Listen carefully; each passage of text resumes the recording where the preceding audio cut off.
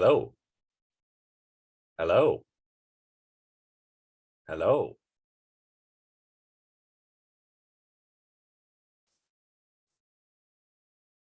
All right. Should work then. Okay. Back again. We've got to teach a class.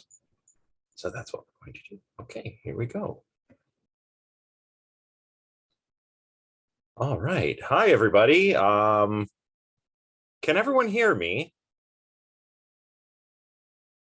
Okay, good. Sorry. Yeah, my computer was being silly a moment ago. But it looks like everything's working, so that's good. Okay. We'll just wait a few more minutes for more people to show up. And then we'll get started. Yeah, no, I also feel like a zombie. I don't know about everybody else, Chelsea, but I do. What is going on? It's already halfway through November. I I know, haven't slept. I know this is crazy. I'm really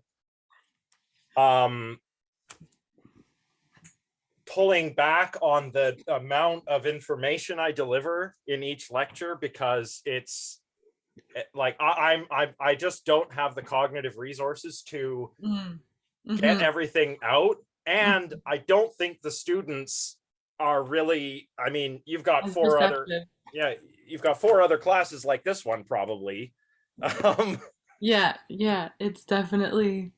I went to answer a question in class the other day and my mind just stopped formulating it as my mouth opened already. And I was like, there were words and the words are gone. So we can just move on. yeah, Yeah, I'm putting slides together, reading bits from the textbook and flipping to the yeah. slides, and then Yeah. what was What was that? I don't Yeah, know. yeah. Oh, but What Rawan's about got the some cool moon news. thing? Yeah, Rawan tried the moon thing. Yeah, So cool. it's pretty cool. And now everyone else, if you want to try this, it's a good time to do it because we're nearly at a full moon right now. Mm. Is it? And I can't see it.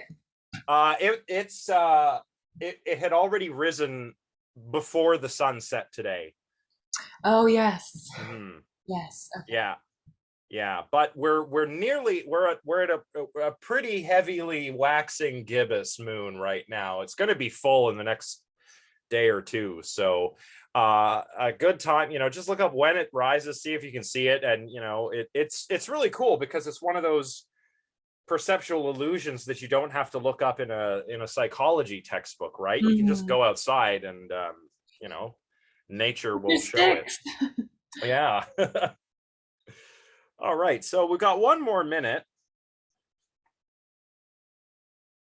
by way of, like as what I was saying earlier, um, with the way the pace at which we're getting through things. I'm actually not sure if we'll cover everything in the book, and I'd really like to, Mm. because now the book is getting to a point where we're not just kind of wandering through the wood path anymore. We're Ticket. actually making some progress. And I really like what I'm reading in the present chapter. It's got me thinking, as I said last time, that although I am kind of partial to perceptual theories, I think this one does actually offer some advantages over Mm. perceptual theories. So that's kind of cool. Maybe we can talk about that today. Yeah. I haven't done I haven't done the reading this week yet. I've been trying to do this stuff figuring out the what resources or what sources I'm going to need for the final paper. Mm. I'm trying to like get ahead of that now so I can start figuring out, okay, this is useful, this isn't useful. So, I think that's where a lot of the students in the class are at the moment. yeah. I don't know if anyone else is feeling that way, but that's why last time, we didn't go all the way through the lecture or all the way through the chapter. So we spent a few minutes at the end just asking questions and stuff. And I know that all the proposals are submitted, but we can still kind of do that like as we go. because Mm. I'm sure you'll all probably want to focus more on writing a really good essay rather than just, learning the textbook stuff by rote anyway. So, Yeah, yeah. Well, it's as long as you're cool with the fact that like I feel like for a number of us, you are the first frontier of whatever we're talking about today. I haven't explored those in the textbook well, yet. that's fine. We are going to do a little recap, Cool. Okay. and then we'll proceed. And we're only doing like one other section today. Sweet. So let's get started. Let me just get rid of myself here. All my Zoom stuff is all over the place because I did that conference and it was a virtual conference. How did it go? Oh, it was really cool. Actually, I really enjoyed it. Um, That's all of awesome. all of the oh no, now my computer's slow. One moment here. Come on. I really need a better computer. Yeah, it was neat. Actually, if people are interested, I think in a few weeks, all of the talks will be put up on CFIC's YouTube channel. So everything will be there. Like, this isn't like a plug for me. This is like, go check it out. There's some cool stuff. The keynote speaker, for example, I think there were two talks that really stood out to me. The keynote speaker was William Davis, who's a Canadian actor, old school Canadian actor. He went to theater school with Donald Sutherland back in the day, and he talked about that. And he was there because he played the smoking man on the X-Files back in the 90s. And it's CFI, so it's it's science, skepticism, critical thinking kind of stuff.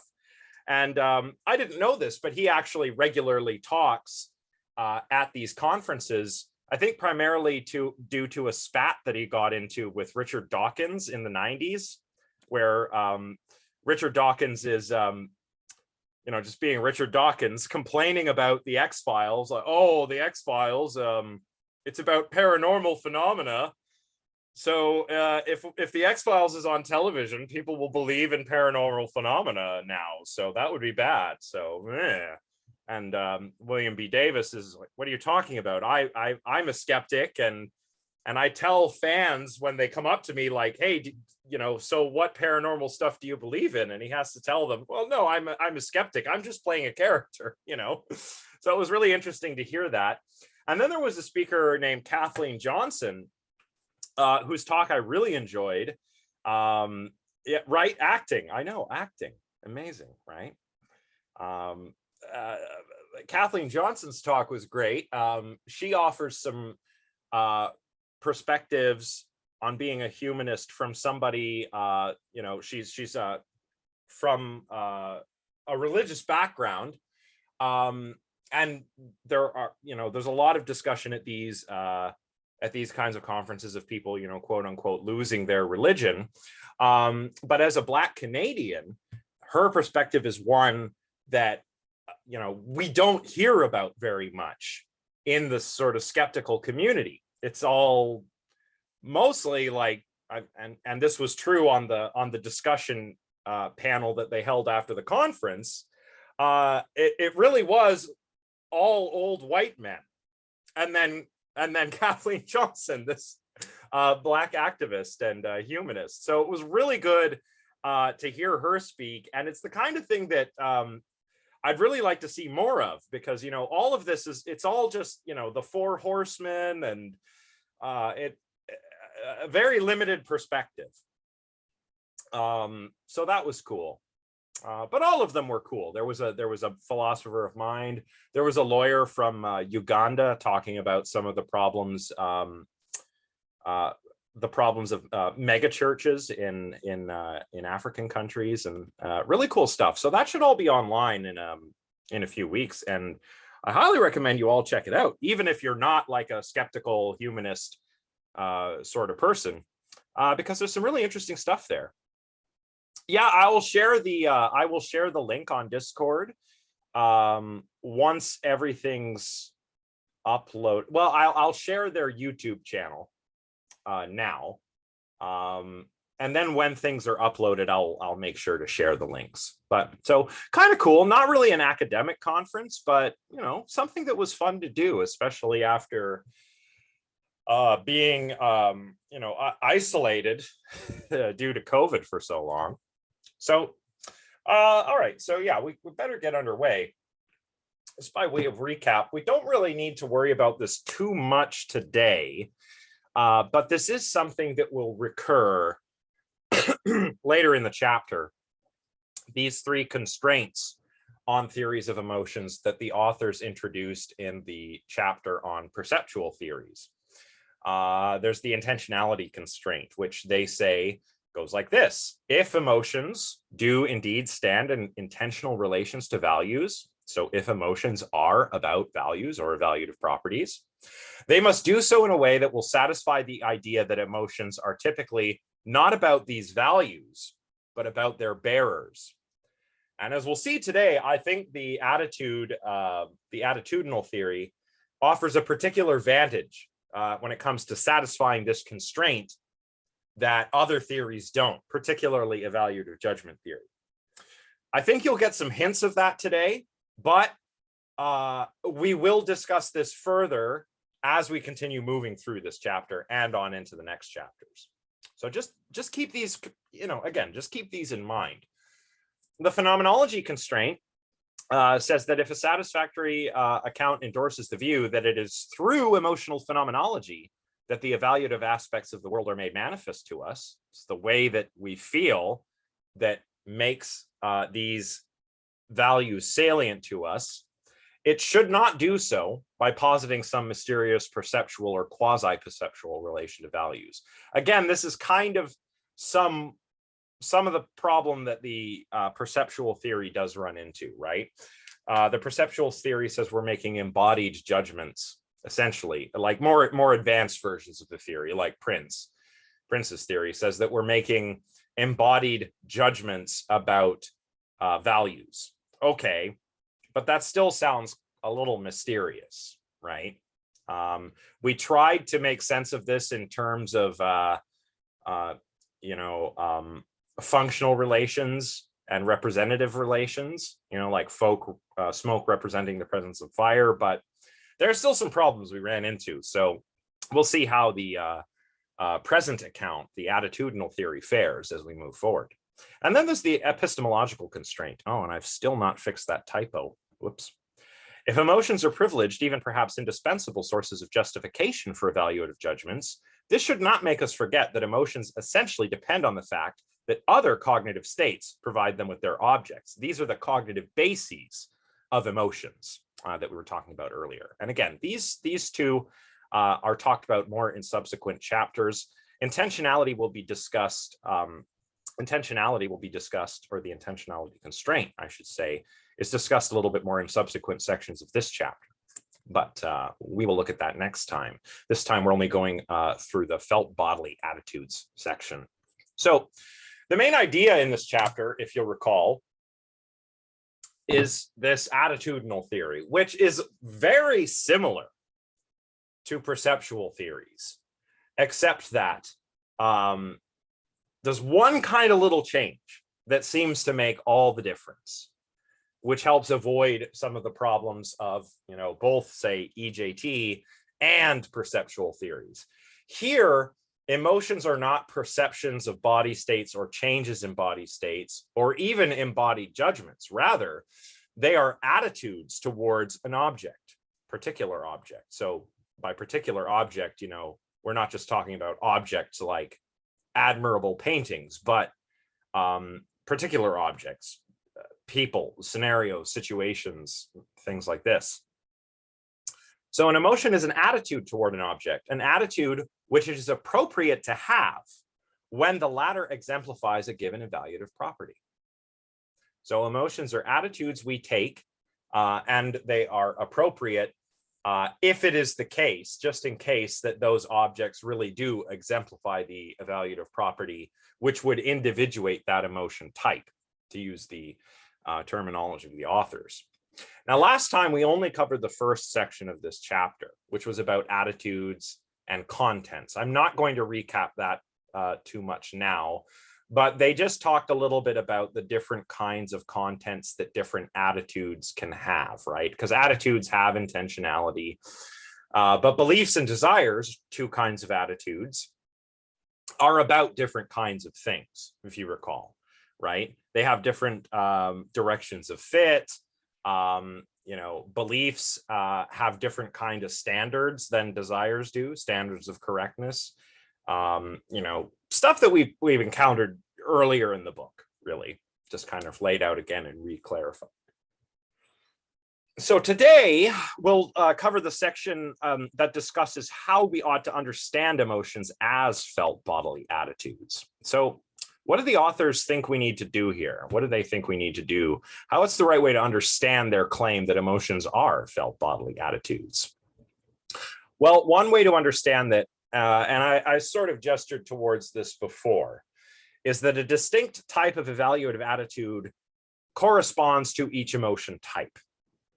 So if emotions are evaluative attitudes, then there is some type of evaluative attitude that corresponds to each different kind of emotion, right? But there are further distinctions we can make between different kinds of attitudes. And we have to do that now before we can really understand what kind of attitudes emotions are. How can we say they are evaluative? We need to know more about attitudes in general. So some attitudes, oh, there's another typo. Some attitudes are propositional and some are non-propositional. I've talked about propositional attitudes before, but I haven't really talked about non-propositional attitudes. And lately, there's a lot of interest in this idea of non-propositional attitudes. But propositional attitudes, as the author state in this quote, take propositions as their objects. And remember, propositions are statements about the world, statements in ordinary language that say something about the world. And these statements always have a truth value. They are true or false. So they say here, propositional attitudes take propositions as their objects as when one believes or surmises that P. The P is the proposition. My proposition could be the earth is a sphere, right? In that case, the propositional attitude of belief you could put it in a sentence that would read, Josh believes that the earth is a sphere. So Josh believes that P. It's an attitude I adopt toward that proposition. That's fairly straightforward, but there are examples of non-propositional attitudes. And some of those are maybe episodic memory, remembering an event. Episodic memory is all about events that happen to us, remembering those. So Luke here, remembering his first meeting with Lucy, is a non-propositional attitude because it's an attitude that's not directed at a proposition, but it's directed at a recalled event. Similarly, sensory imagining. So if Michelle here imagines a pink elephant, she's not imagining that P. She's not taking an attitude of imagining toward a proposition. She is, constructing a mental image of a pink elephant. So it's not directed at a proposition. And that's basically the difference when it comes to propositional versus non-propositional attitudes. So there we have it. Some attitudes can be propositional, some non-propositional, but there are further differences too. Some attitudes can be occurrent and some can be dispositional. Does anybody know, dispositional is fairly straightforward. We've talked about dispositional attitudes before. Does anyone want to take a shot at explaining the difference between an attitude that's dispositional versus an attitude that is occurrent, for example?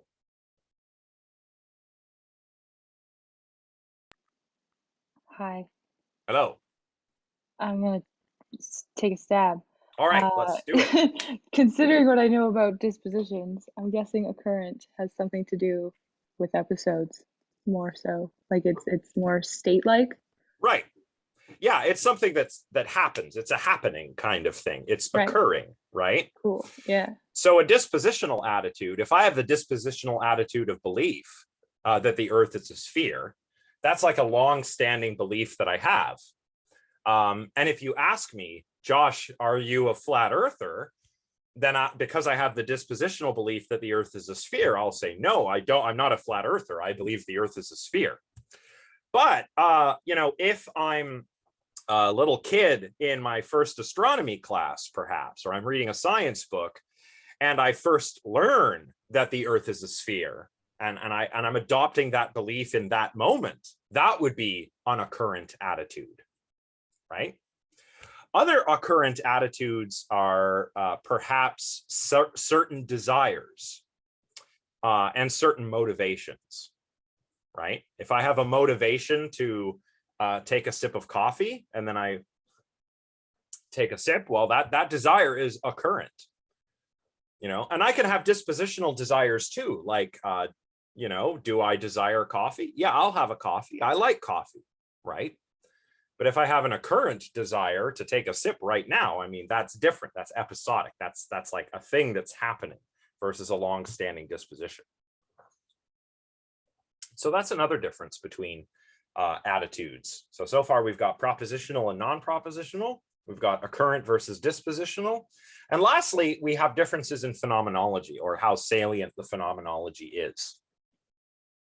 So some attitudes have salient phenomenology versus a less salient, shall we say, phenomenology, and possibly no phenomenology at all. And these would be like unfelt emotions, if there are unfelt emotions, right? So salient phenomenology, let's see, good example of salient phenomenology.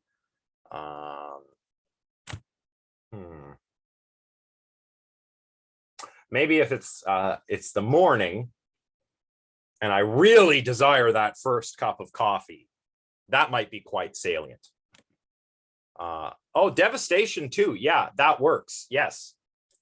Because it's very apparent, like if you're devastated by some bad news, right? You're in tears, you're shaking, right? That's very salient in the sense that it's noticeable, it's attention grabbing, right? But some things are less salient than that. And some may not be very phenomenologically salient at all.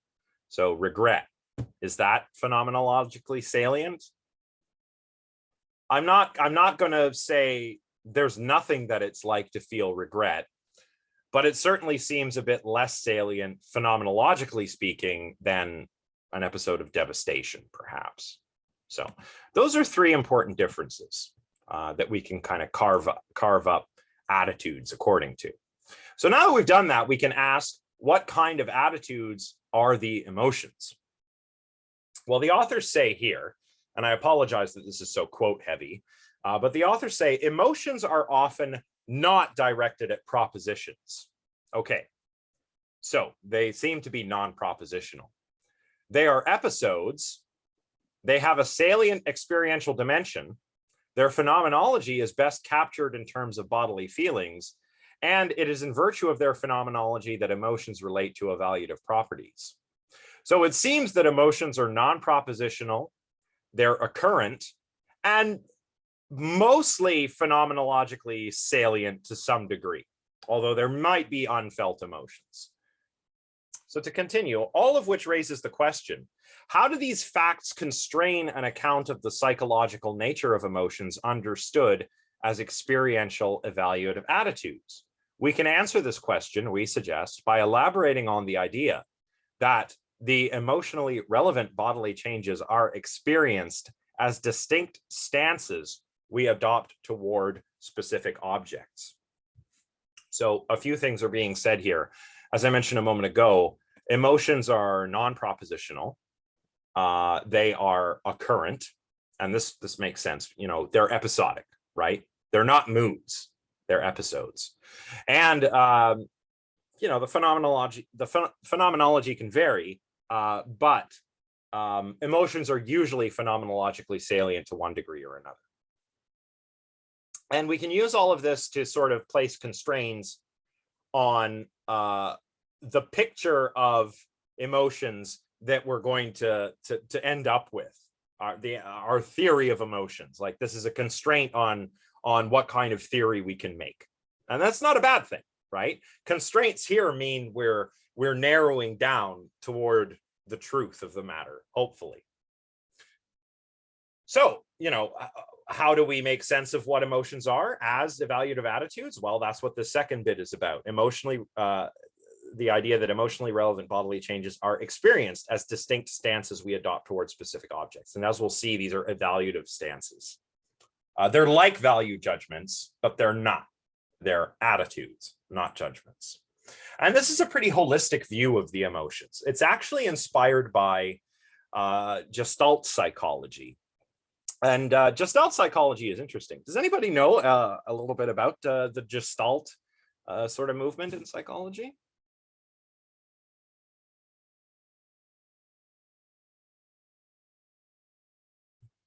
Got some answers in the chat.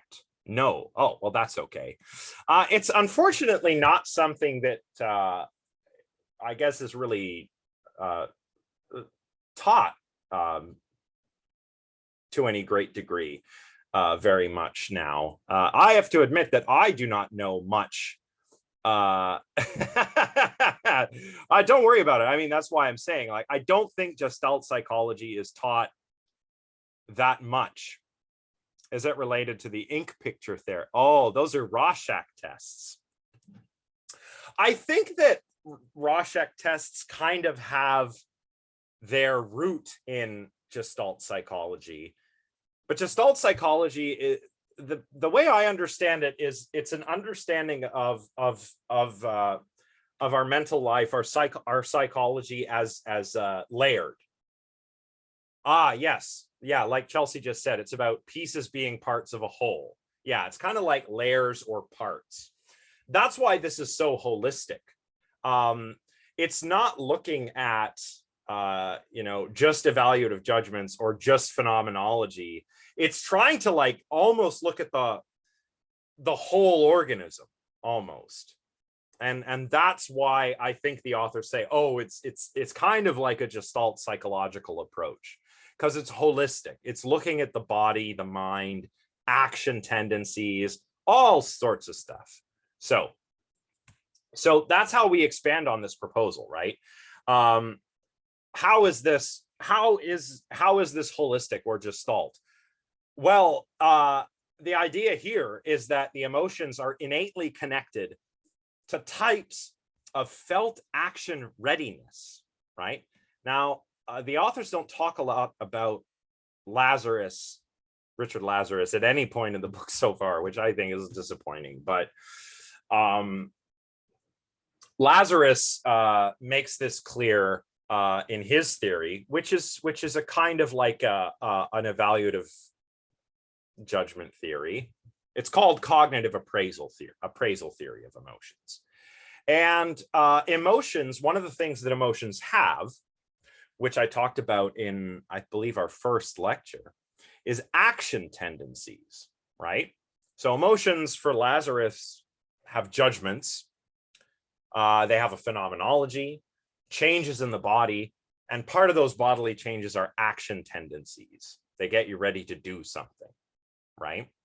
And we're familiar with this, right? I've mentioned this many times, but an action tendency or a couple of action tendencies for say the emotion of fear would be to flee or to fight, right? If you're afraid, if say a bear pops out of the woods, the adrenaline gets pumping, your hairs stand on end, your respiration increases, your eyes widen, and you're getting ready to do one of two things: to fight or run away.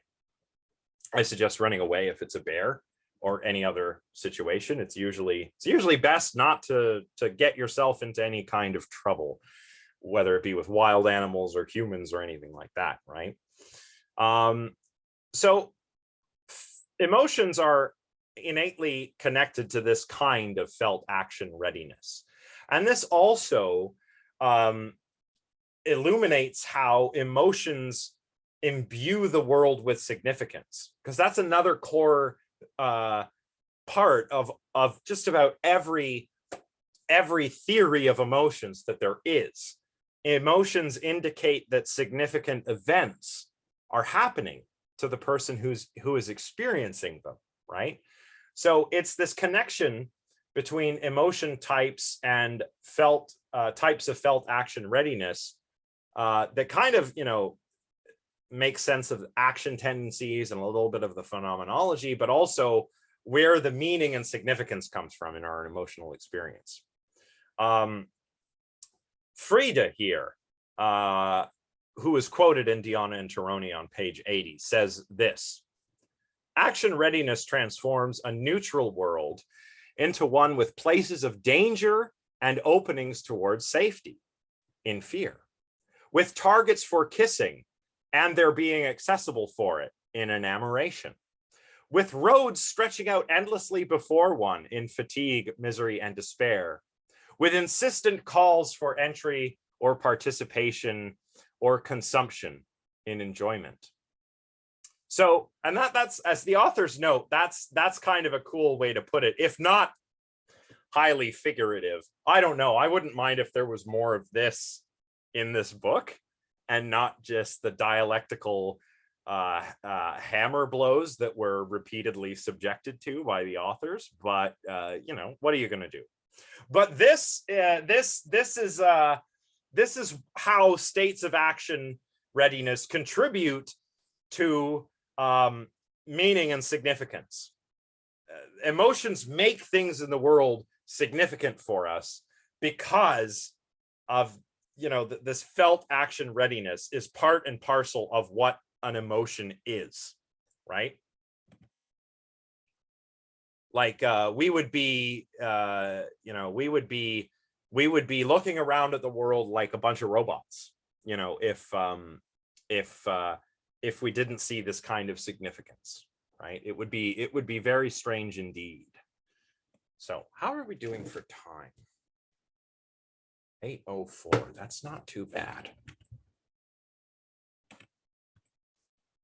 I know, again, sorry, this is quote heavy, but there's some more illustrative passages here. This one is from page 80. The idea driving the present proposal, then, is the following. We give substance to the claim that emotions constitute evaluative attitudes when we realize that they are such attitudes in virtue of being experiences of our body as ready or poised to act in various ways towards an object.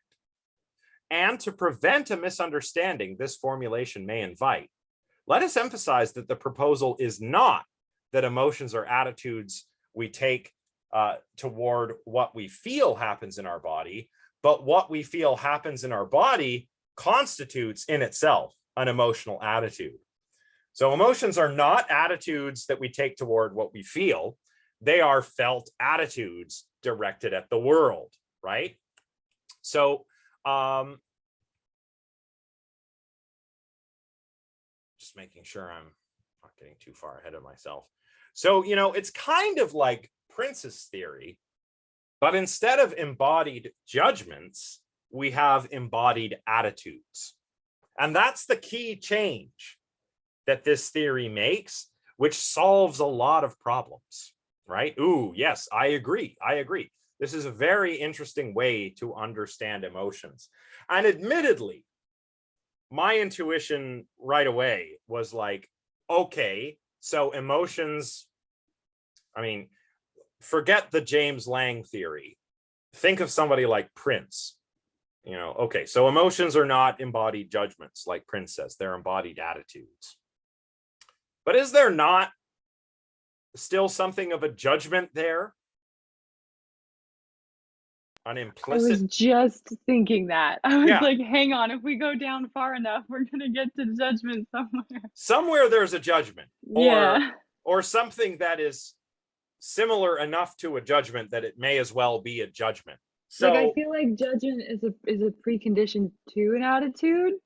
I have to, in this sense, I have to be grasping something and making something of it to then yeah, have an attitude. It's almost like a commitment to a judgment. Yeah. Maybe. I don't know. Because, well, and the reason I haven't read the thing. Yeah, well, and I'm not sure if I'm on the right track with this intuition. Maybe I need to read more. Maybe the answer to this is further on in the book. But this almost, at least when I first read it, it's almost just like a little rhetorical trick. Like, oh, but they're not this, they're this. Okay, but still, I mean, if we press, yeah, to like, really, yeah. you know, to use an example, like the dog example, right? If I have this felt bodily attitude that is fear, and that is towards the bearer of an evaluative property, danger, which is the dog. But how do I adopt that attitude without making a judgment? Yeah, exactly. Yeah. Yeah. And it seems like, you know, if you can say like, oh, well, there are certain situations where, you know, these affect programs and action tendencies evolved, you know, to increase fitness and whatever. And I'm like, sure, but that's a judgment. That's a judgment. That is like, a judgment. Right? Yeah. So yeah. I don't know. I kind of like this because so far the authors are saying, oh, this will solve a lot of problems. But also, how different is it really from an embodied? I mean, it is an embodied theory, but I don't know. We're going to have to see. I was going to say, and knowing the authors, they're going to make a case for it. And it's going to be a great, like, they do not, there is no straw manning. No. In this textbook. No. So they're going to make a good case for it. They might tear it down on the next page. And that's the problem. You know, I'll think like, oh, I understand now. Oh, no, actually it's wrong. Never mind. Like, that's just my feeling. I probably just need to keep reading. So we'll see. The solution to all of life's problems. Yeah, just keep on reading. Just keep reading. Okay. But we can try and maybe flesh this out more with some examples, right? So one example that you can find on page 80 is the snarling dog example, right? So if I feel fear at the dog or because of the dog, if the dog snarling causes me to feel fear, my fear is not like on the James Lang theory about the changes in my body. You know, that was one of the problems with the perceptual theory, is that emotions seem to be about changes in the body. And there's no judgment at all, or no reckoning with these evaluative properties at all. But if I have the evaluative attitude of fear, that's because I have it directed at the bearer of the property of danger, which is the dog, right? And my fear, by the way, is only true just in case the dog is dangerous. That's an important part, right? Because remember, these things have correctness and justification conditions. Another example, well, there's a few in the book: shame, anger. Does anyone want to go and try and walk through one of those examples or come up with their own example? If not, I can rattle off a few more, but I'll get some student engagement going, you know?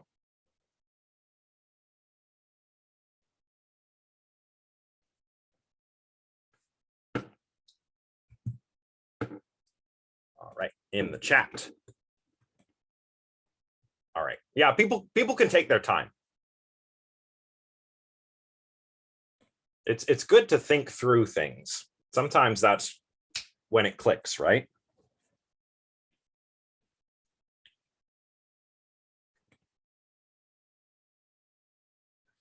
Yeah, sure, Leslie, I'll try and clarify it. So one of the problems with the perceptual theory is that emotions end up being about the changes in your body states.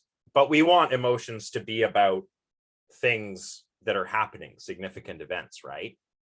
So we don't want to make the mistake that emotions as felt attitudes are attitudes that we take toward what we feel, right? Like my fear is not an attitude I take toward my feeling of my heart racing and my respiration increasing and my hair standing on end. So my attitude toward those bodily changes isn't fear, but my attitude toward an object in the world that bears the relevant property, in this case, danger, my attitude toward that object, that is fear. That is what emotions are on this account. So another example might be anger, right? This is another one that's in the book, right? Anger is an attitude I take toward the offensive remark, perhaps, or the person who uttered the offensive remark, because that's the bearer of the evaluative property, right? And my anger is correct if it really did cause offense, and if my anger motivates me to correct that injustice, right? So my anger then is not my attitude toward my blood boiling after hearing an offensive remark. My attitude is directed at something in the world. It's felt. It's an embodied attitude, but it's felt toward an object in the world, a particular object that bears the relevant evaluative property. Because remember, evaluative properties are how we individuate the emotion types, right? I have an example, but I also have a question. And I hope I can keep my question in my head while I say my example. Yes. So the example I thought of is like, if you feel, oh yeah, okay. So if you feel excitement, say about like you find out that you're going to be able to go to a concert, maybe you're like your favorite artist is coming to the city that you're going to be in. That then is an example of like you are feeling, that is very clearly the object. You have a judgment that this is going to be good, or you have an attitude towards this thing. And it's not necessarily just that like, oh, this feels good in my body, but that I feel in my body that this thing is excitement worthy. Yeah, this is a really interesting example, because this just happened to me. Awesome. Yeah, Good for you. Yeah, it's great. It's going to be my first post-pandemic show. Yes. I heard from my friends, all my metal friends, that this band is coming. They're going to play in Ottawa, and the first time they were here, I missed them, and then COVID, and I was like, Oh my God. So I'm going to see Unleash the Archers in December, and that's going to be Oh my God, so awesome. exciting. Yeah, very exciting. And I'm all like, oh, okay, this is good news, And my excitement, my emotion of excitement in that case is not me going like, oh, look how excited I feel. It's that, oh, there's the prospect of going to see this exciting, the event will be exciting. And I know that. So my attitude is toward, the event, the which object, bears yes. the property of being fun and exciting and awesome and cool, which is why I'm excited, right? So yeah, that's a really good example. Okay. Your question. My question is, I'm happy that was a good example because it felt a little bit confusing in my head, but I'm happy that we were able to figure that out with what you were living right now. My question is about how we then might talk about negative emotions, specifically if we think about something like feeling sad, and then maybe, I know that I like when I struggle with my anxiety, what comes with that often is, say, a stomach ache. I will then I will perceive that I don't like that feeling in my body, and I know that that's part of the, say, the feeling sad or something. We can do sad because it's easier to than, anxiety can sometimes be the mood, but would we then say that it's two different emotions? Like you're feeling sad about the thing, whatever you're sad about, and then also perceiving that your body doesn't feel how you want it to feel is another kind of emotion, or is that part of the yeah, that's a tricky one. I guess my immediate intuition is to think that it would be possible to be sad about something and then also feel something toward, the way you're feeling. And this would be like layers where the emotions could be similar or even the same emotion. Maybe you've got like a double sadness, or maybe not sadness, but you're sad about the thing, and sadness is about loss, but then you're also ill at ease because Right. of the way you feel. Yeah. And Uh, then that might in turn, what I was gonna then say is like from that, that might then exacerbate the original or initial kind of judgment, the original emotion that one felt, like, oh, I hate that this is making me sad because it's also making me feel worse physically. So yeah, that, yeah, but this feels kind of different for something that's so negative, maybe. yeah. Well, and the other thing is like this also gets to the core of like what do we mean when we say an emotion is negative, right? Is Mm, it valence? Is it hedonic tone? Is it the conative aspect? Does it right, motivate us in some way? Is it right. good or bad morally? Is it good or bad in that it's adaptive? I I was mean, gonna say, yeah, the adaptive piece is very often, yeah. Might be yeah, good that you're feeling sad. Maybe you need to go. Yeah. yeah. So, Mhm. and also, yeah, feeling, this is going to sound weird, but feeling a certain sort of way about the way you're feeling is still an attitude directed at the world, in that you are a part Ah, of the world. Remember, the extended mind, situated cognition, right. right? Yeah. Right? Okay. So, um, Oh, that's so crazy. Yeah, okay, yeah, that makes yeah, sense. yeah. And this is kind of how like we can explain um oh, really? Oh yeah, that's right. Yeah, that's right. Oh, I remember. Sorry, I'm just answering Leslie's thing that she sent me a thing. Yeah. Um this is something I mention a lot in various meetings. And yeah, the extended mind, adaptiveness, all this, like I'm part of the world. And Mm. I perceive, even if emotions aren't perceptual, I perceive them. So I can have another emotion directed towards them. This is a really interesting idea. I just came up with this. Maybe some of us can write a paper on it. There is in cognitive science the notion of metacognition, Oh my God, yeah. which is cognition about cognition. Hmm. Why not meta emotion, Oh right? my God. Why not?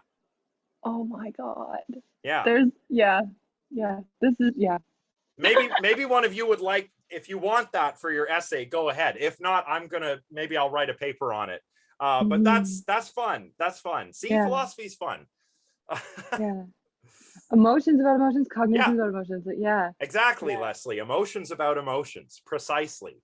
Like I can have a thought about a thought, like, Hmm.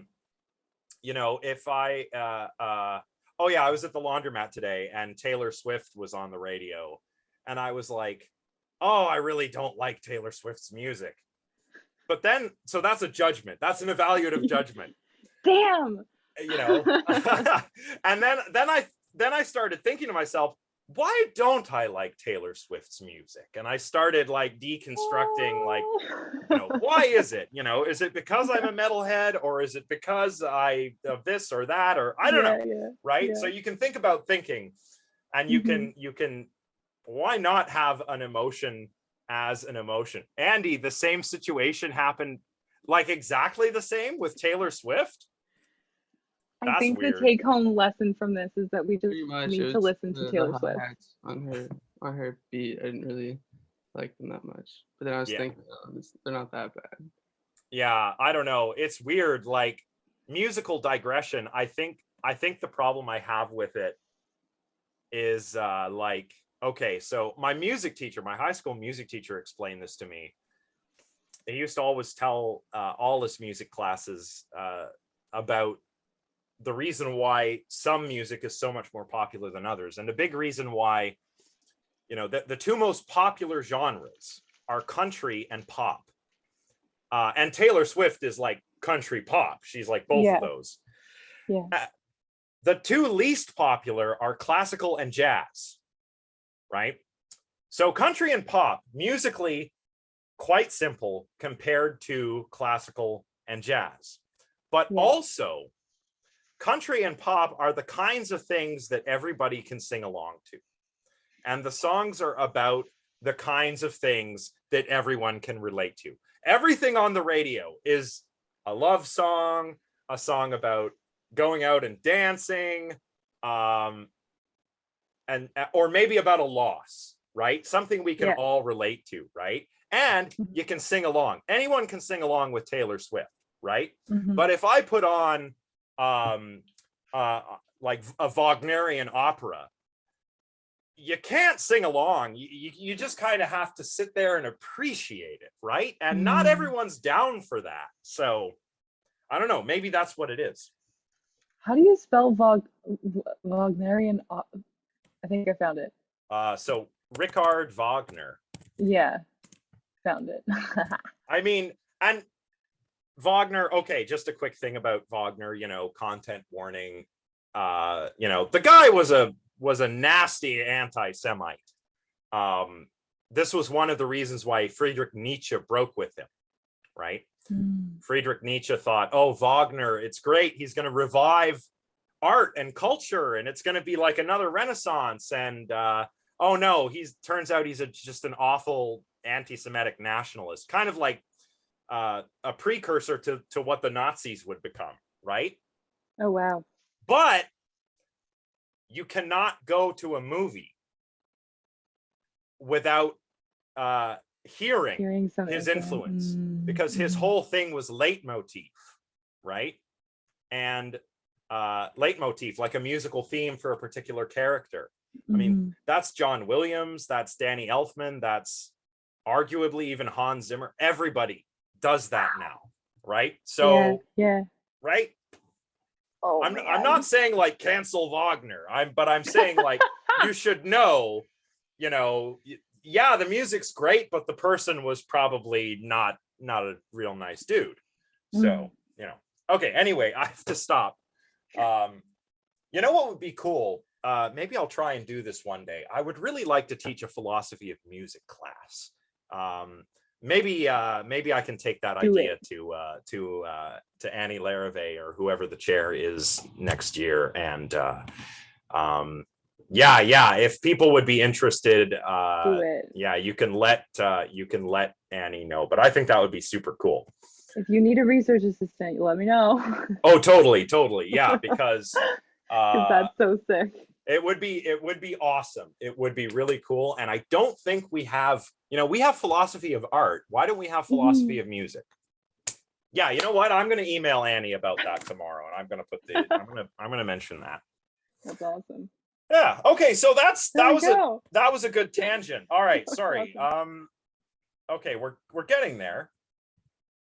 So descriptions of felt bodily attitudes. I said a moment ago that this is meant to be very holistic, almost like, I guess I want to call it like embodied Gestalt psychology.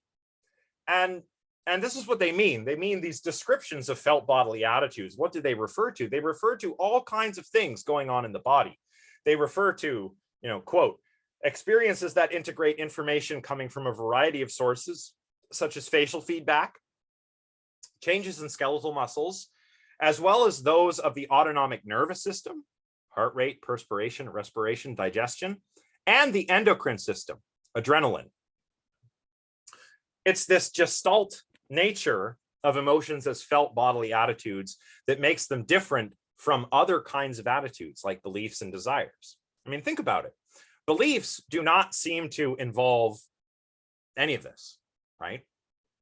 Beliefs do not involve changes in perspiration or the digestive system. Desires might, but desires also, you know, don't include some of this stuff. You know, I have a desire, you know, I recognize that I'm thirsty, so I form a desire to go, you know, go to the fridge and get a beverage.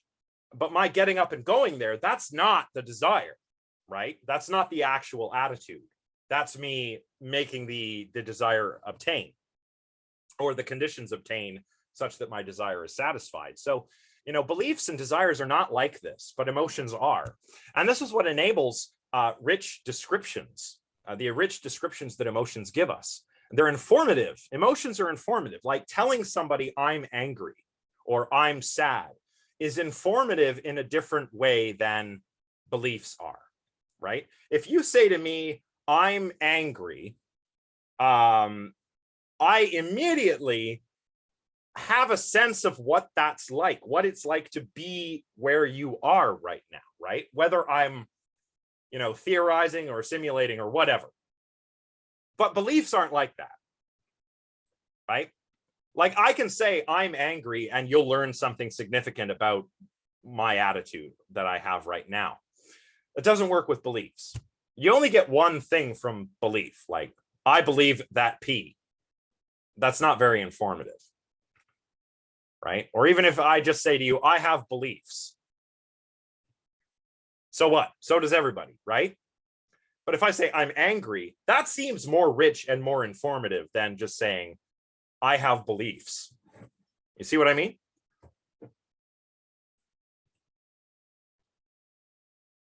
So let's see, where are we here?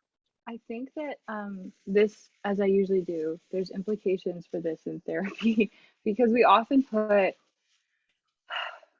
we'll put the belief on trial, but really we're also putting the emotion on trial in the sense of like is it justified? Like we do have to do that. There is more ability to try and justify it, and I know we've already talked about that with emotions, but I just think that there's an interesting connection there that beliefs might not give us as much information, but we can still kind of assess them in the same way. Yeah, exactly. And I think the reason why that is because beliefs are a part of the cognitive bases for emotions, right? And we haven't really had a chance to talk about that, but I think that's something the authors touch on in the next section. But yeah, and that's why, you know, like if you're doing CBT or something, you're not telling the person, you know, stop feeling sorry for yourself. You're saying, why do you feel sorry for yourself? Oh, okay. Is that a good reason to feel sorry for yourself, though? I mean, think about it, right? So you're taking the base away from the emotion, and then, well, hopefully you stop feeling sorry for yourself or whatever you're you're there for, right? So yeah, no, that's a good point.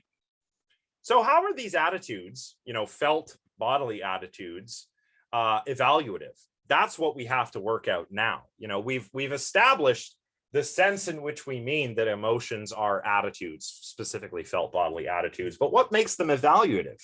Well, this quote captures it nicely from page 81. Fear of the dog is an experience of the dog as dangerous, precisely because it consists in feeling the body's readiness to act so as to diminish the dog's likely impact on it, flight, preemptive attack, etc. And this felt attitude is correct if and only if the dog is dangerous, right? So your fear is your experience of the dog as dangerous because of your body's action tendencies, your felt tendency to action, you know, to fight or to flee. And the correctness conditions are still there. If and only if the dog is dangerous is your emotion of fear correct. Because if the dog is dangerous, that means it's a bearer of the evaluative property in question of danger, the evaluative property that's relevant for fear, that individuates fear, right? Likewise with everything else, anger and shame and the other emotions that the authors kind of consider. Yeah, I know. How is this not an embodied judgment? Am I like missing something? Yeah, like I'm like, okay, but there's discriminate criteria here. Is there something that is really parsing these two? There must be something I haven't got to yet. Okay. And I don't know. I mean, at first again, you know, attitudes instead of judgments. Yeah, that seems to avoid all of the problems. But I still can't see how these are not also judgments. So I don't know. We just have to keep reading, I guess. But you know, it's the same with anger, right? Like my anger with Jones is an experience of Jones as being offensive because it consists in my body's readiness to act to retaliate against the offense, right? And it's only correct, my emotion is only correct if Jones is an offensive person or has said or done something offensive, like put flaming dog poop on my door or something like that. I don't know. So you can see how this works, you know, and it looks pretty promising. It all looks pretty promising. But we have to substantially and convincingly establish that this holds for all emotions, right? not just the ones that are felt. This is the problem.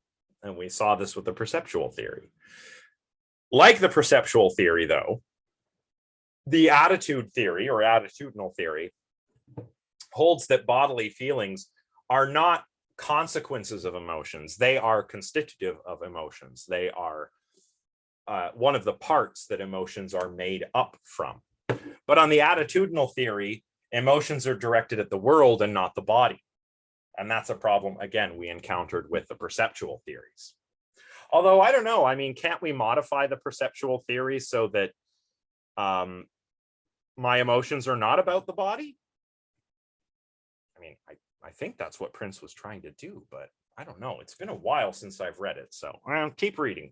Anyway, so furthermore, what can we say about emotions as felt bodily attitudes? Well, they are stances or postures that we take toward objects, particular objects, but they need not always be bodily.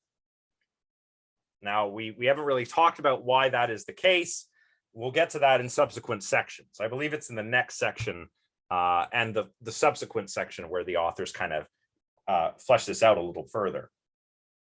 But the hope is that this approach offers a means of explaining unfelt emotions if there are unfelt emotions, which the embodied theory cannot do.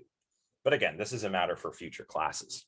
The key point here, though, is that unfelt emotions, I would say, this is me, not the textbook authors, could be underwritten by evolved action tendencies together with more complicated concepts that we adopt as we grow up, concepts that are socially and culturally supported. But this is really something for next time. So I will answer some questions in a moment. I just have to step away from the keyboard for a moment. So I will be right back.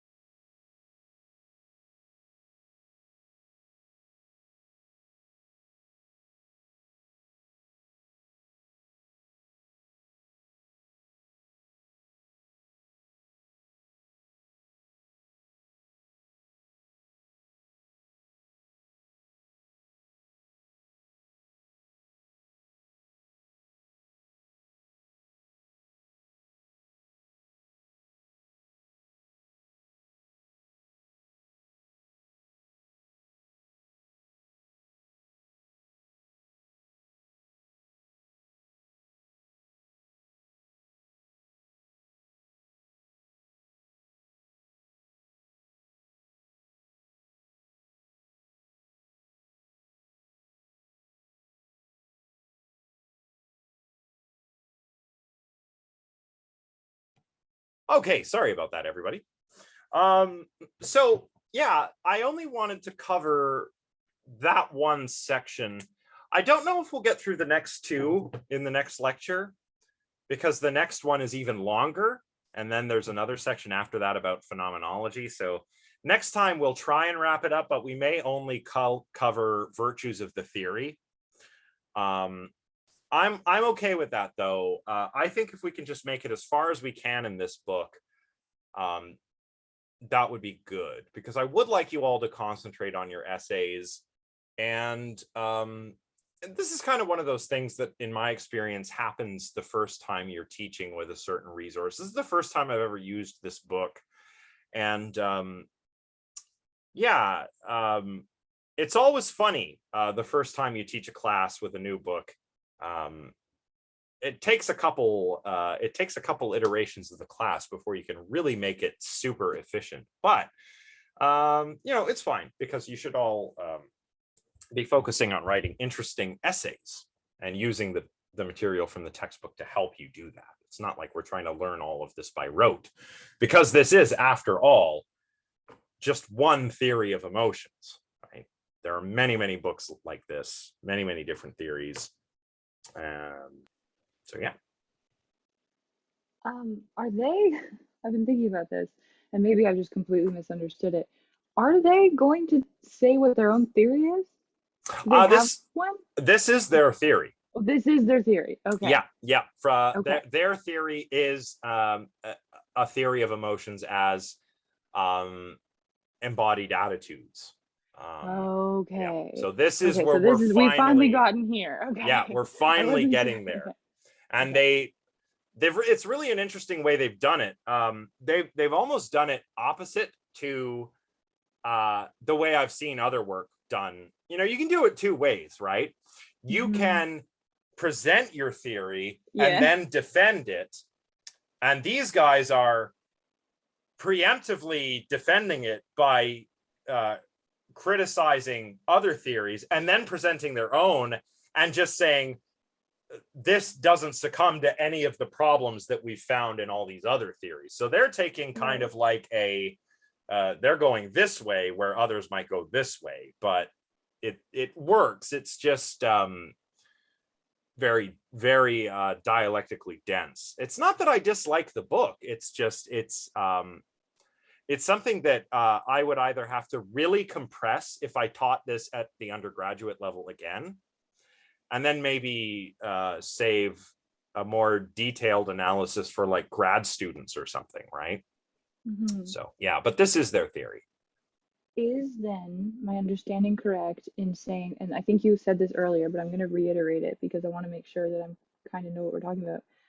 Is it correct to say then that the attitude thing, the distinction between this and what we would say Prince's theory is the focus, is considering the body as part of, like, it's the constituent part, right? As opposed to perceiving what's going on in the body. So that I feel like it's not necessarily judgment versus attitude, but rather what is being judged.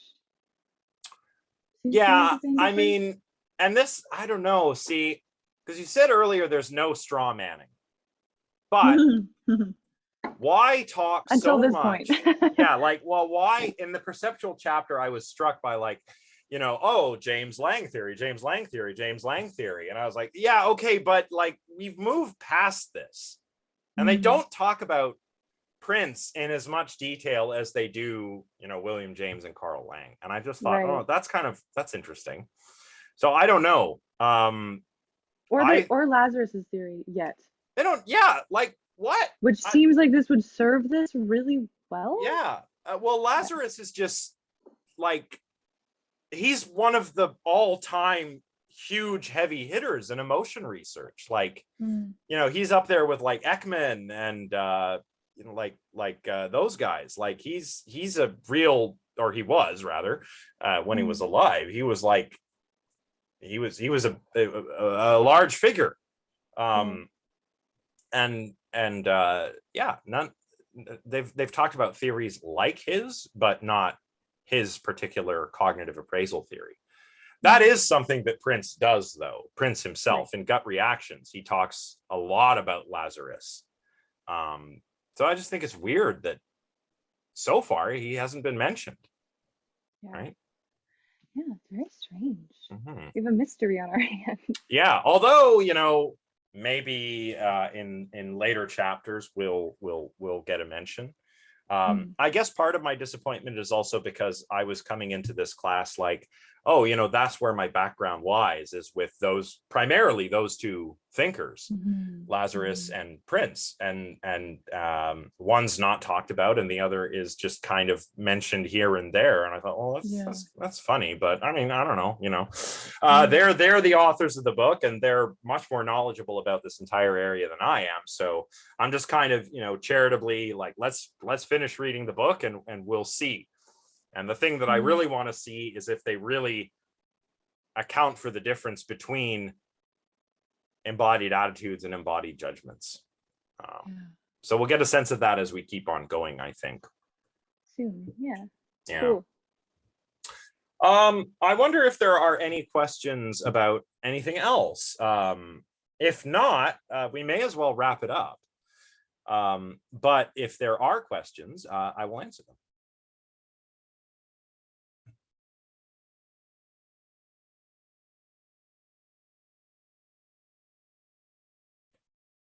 I guess that's it. Well, that's all right. Yeah. Oh, yes, I know. Now that the conference is over, I'm really focusing on this. And as I said before, I want to get you feedback. Well, I've got to get you feedback on your critical responses, but I think it's more important perhaps to get you feedback on your essay proposals first. So if that's what everyone's okay with, I'll focus on the proposals. If that's what everyone would like me to do. Otherwise, I can just kind of do everything at the same time. So, let me know. Let me know in the chat. Let me know elsewhere. Chelsea says, yeah, that's good. If anyone else, I'm pretty sure because the essay is the most important thing, you all wouldn't mind if I got you the feedback on the proposals first. So, perfect. Rowan, Hayden, good. I'll take this as a representative sample of the class, and that's what we'll do. I'm sorry that it's taken so long. It's just been, and I hope this is not unprofessional, but it has just been that kind of a semester.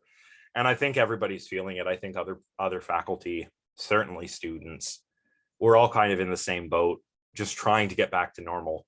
So, apologies again. I really don't like being late, but I will get that feedback back to all of you soon.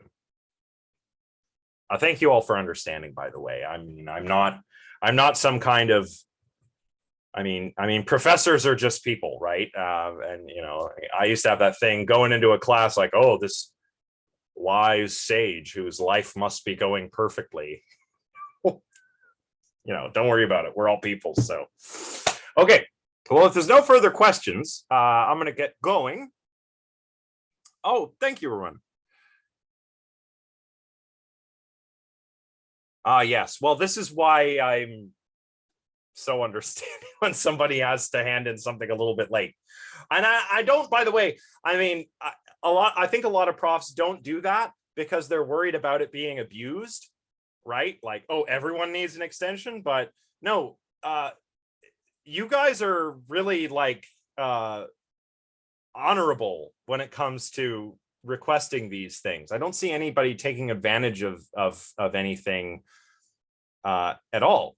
So yeah, that's, we're all using the honor system here, so it's great. So no problem, guys. I'm happy to do that. Anyway, yeah, mutual honor code. Yeah, exactly. And I'm here. I always forget to tell the students this. Why am I here? Yes, I'm your teacher. But the primary reason I'm here is also to learn, right? All of us, professors, students, we're all here to learn. So we're all learners. Something I don't say enough. I learned this from Chris Herdman, who was like my unofficial supervisor.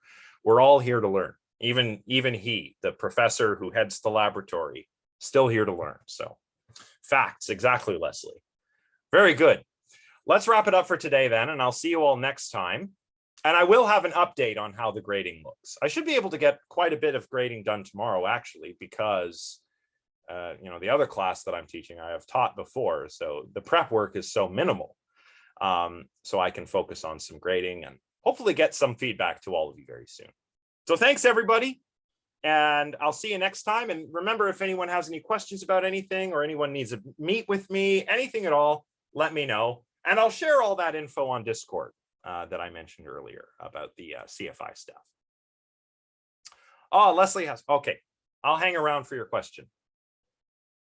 Everyone else, see you later. That. Hello? Oh, hi. Good, you're still here. All right, what can I do for you? Yes. Like, I wanted to ask, okay, about the whole like meta emotions thing. It got me very interested because I think this is what I talked about in my critical response. I think, like, are meta emotions like secondary emotions, kind of? I suppose if we mean emotions about emotions, then yeah, that if that is a secondary emotion, I actually don't, I'm going to Google this and see if there's anything on like Stanford Encyclopedia of Philosophy, secondary emotions. Oh yeah, yeah. Okay, yeah. So yeah, what I was talking about as a meta emotion would be a secondary emotion, according to this, according to what I'm seeing here. Okay, okay. Yeah. So secondary emotions. Yeah. Okay. Like, so feeling shame about feeling sad, right, would be a secondary emotion. Yeah. So yeah, it sounds like that's what you're talking about in your response. Yeah, okay, okay. Because I was like, when the more you were talking about, I was like, meta emotions. That sounds sick. Yeah. I guess I just didn't think of that. I have heard of this primary and secondary distinction. Mhm. But I you know, sometimes I go off on a little thought tangent where I think I've come up with something, but I really haven't.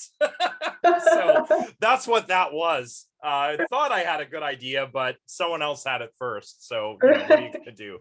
But yeah, it sounds like that's what you're talking about. So Yeah, yeah. Okay, okay, cool. Yeah, because I'm like, yeah, maybe that's something you could talk about because I think that's a really interesting concept.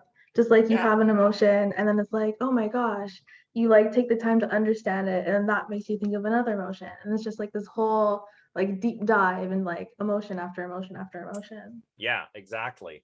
And our emotional lives are like this, and complex emotions might be like combinations of primary and secondary emotions in some cases. Right. So yeah, that's really cool.